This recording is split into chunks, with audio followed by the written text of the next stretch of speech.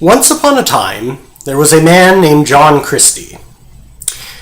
And as many of you know, wealth has an interesting effect on some people in that it will reveal the content of their character just as much as poverty will reveal the content of their character in other people. Some people, when they find that they are wealthy, will decide to spend the rest of their life becoming even wealthier. Some people, when they realize that they're wealthy, decide to devote their lives to building a great society and giving back to the world. But in John Christie's case, he woke up one day and said, "My goodness, I'm wealthy! What do I want to do with the rest of my life?" And what John Christie decided to do was to build an opera house in the back of his own house. The Glyndebourne Opera House, the home of the Glyndebourne Opera Festival, which became a world-class opera festival. People came from all four corners to John Christie's house to see great opera.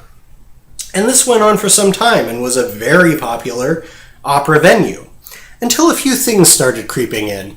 You see, John Christie was a devoutly apolitical person. He wanted to spend the rest of his life in opera world.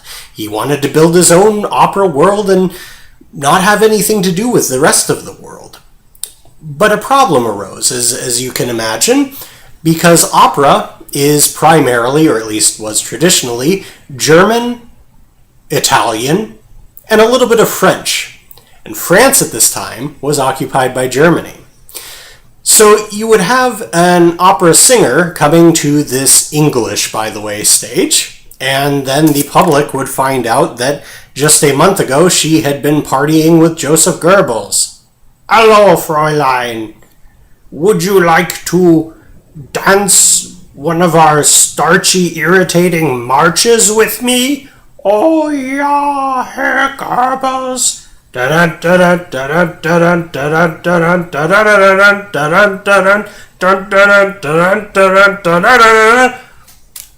Well, as you can well imagine, this sort of thing didn't go over very well with the opera-going public. "Boo! Boo, old man! Bad show! How dare you bring this...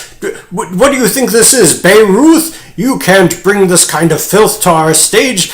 These people were bombing us last week, and you have them appear on the English stage this week. What are you thinking? What?"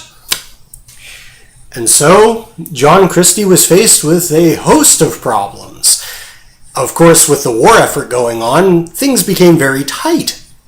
And his private fortune wasn't quite carrying it anymore. So he would have to look into private sponsorship. And of course, private sponsors would want people to be squeaky clean. They hated this kind of controversy that might rob from the box office receipts. And so somebody like John Christie would actually have to hire private investigators for their own performers. And mind you, we are talking about opera here. But we're also talking about something larger. A larger political stage that could not be ignored even by somebody like John Christie. So what do?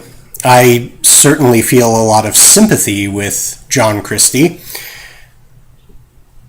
Although I think the moral of his story is that while you may try and avoid politics, politics is not necessarily going to avoid you. I was asked by a friend of mine this week how I approach politics, and it reminded me of my video last week about embarrassing things about America. And I thought about something that I had forgotten. It had been niggling in the back of my head all week. One of the things that I actually feel is one of the most embarrassing things about my country, and that is the state of political discourse in this country at present. It is so toxic and childish and mean-spirited and polarizing and everything that is horrid and terrible about humankind.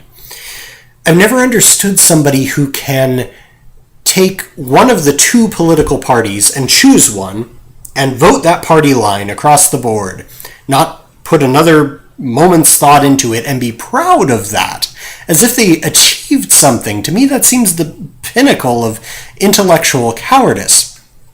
I remember having a realization some time ago when one of my major non-negotiables in the presidential election was anti-war, pro-peace. And this realization came in talking to a friend of mine who had been burned pretty bad voting for Lyndon Johnson in the 1960s for the same reasons. And I suddenly realized that somebody who spends millions upon millions of dollars to become the commander-in-chief of the armed forces is probably not going to be anti-war, pro-peace. We do have a bit of a Fisher-Price democracy in at least the macro scale in elections in our country. No matter which side you vote for, I'm not sure you're really going to have much in the way of change. And I know that I'm going to broach both the topic of religion and politics in this video, but one of the things that my spiritual path has definitely taught me is that our hope cannot be in politics. If we put our hope in politics, in politicians, in humankind in that way, we are going to be so disappointed. And I sort of think that that may be where some of the rage stems from in this country, that level of disappointment. So, how I approach politics is I certainly have key issues: anti-war, pro-arts. It's a short list.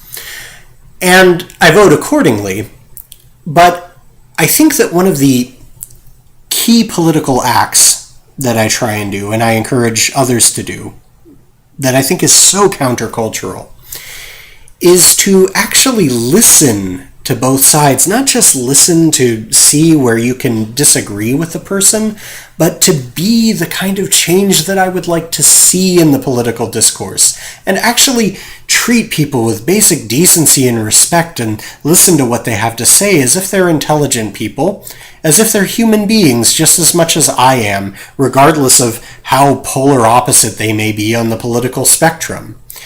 I think that one of my key political points, personally, is trying to be a gentleman. How revolutionary is that? Ta-ta.